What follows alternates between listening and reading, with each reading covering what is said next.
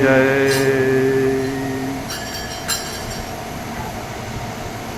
भगवान श्री कृष्ण की कृपा से महागौरी मंदिर प्रांगण में श्रीमद् भगवत गीता का पाठ हर रविवार की तरह इस बार भी आयोजित हुआ है।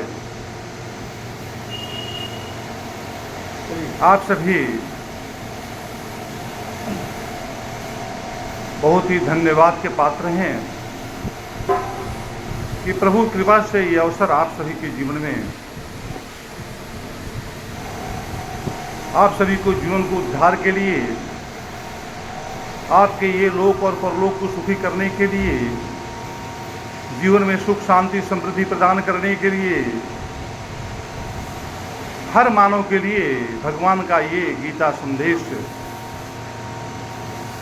बहुत ही जरूरी है। जीवन में जो इसको जीवन में धारण करता है वो इस संसार में पूर्ण मानव का जीवन जीकर और परमार्थिक कार्यों में सने सने उन्नति करते हुए भगवान श्री कृष्ण की कृपा का पात्र बनता है। तो आज श्रीमद् भगवत गीता के अध्याय 9 में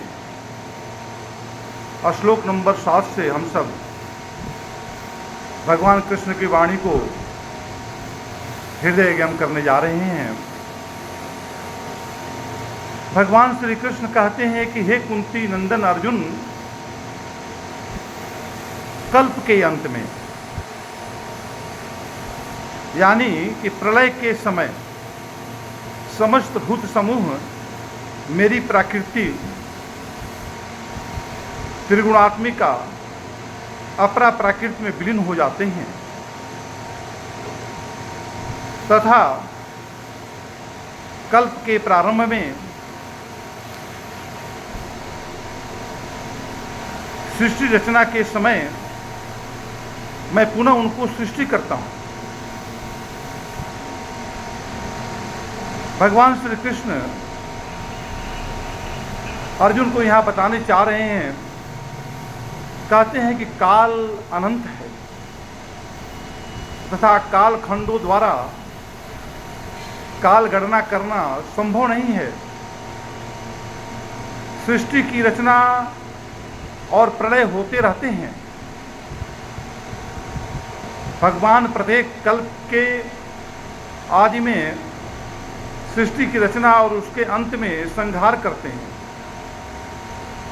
ब्रह्मा का एक दिन कल्प कहा जाता है। ब्रह्मा का दिन से एक कल्प माना गया है।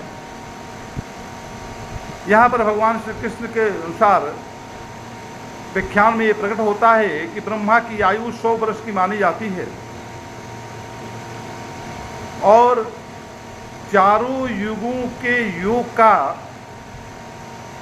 चारों युग सतयुग त्रेता द्वापर कलयुग, चारों युगों का योग का एक दिव्य युग माना जाता है। दिव्य युग, चारों युग जो मिल जाते युग के साथ खत्म होते हैं तो एक दिव्य युग बनता है।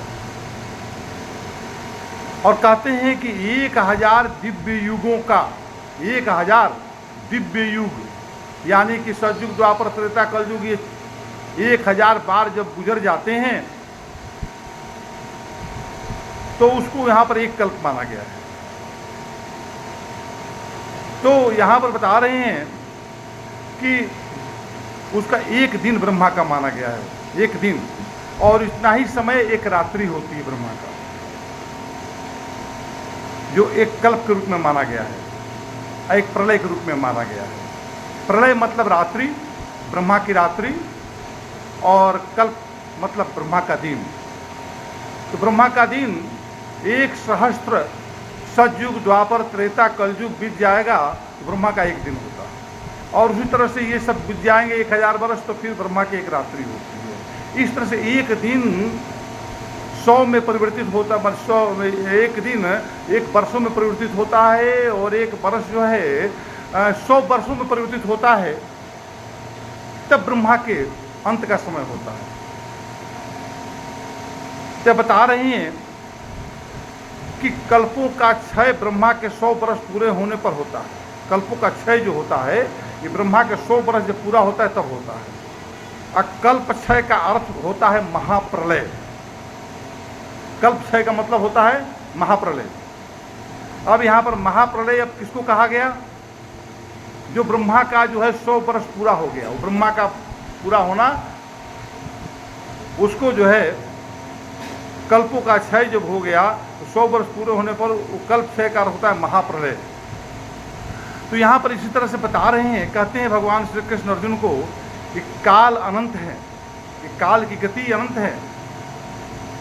जो अभी वर्तमान है वही भविष्य में गुजर जाता है, वही जो आता है वो भविष्य बन जाता है।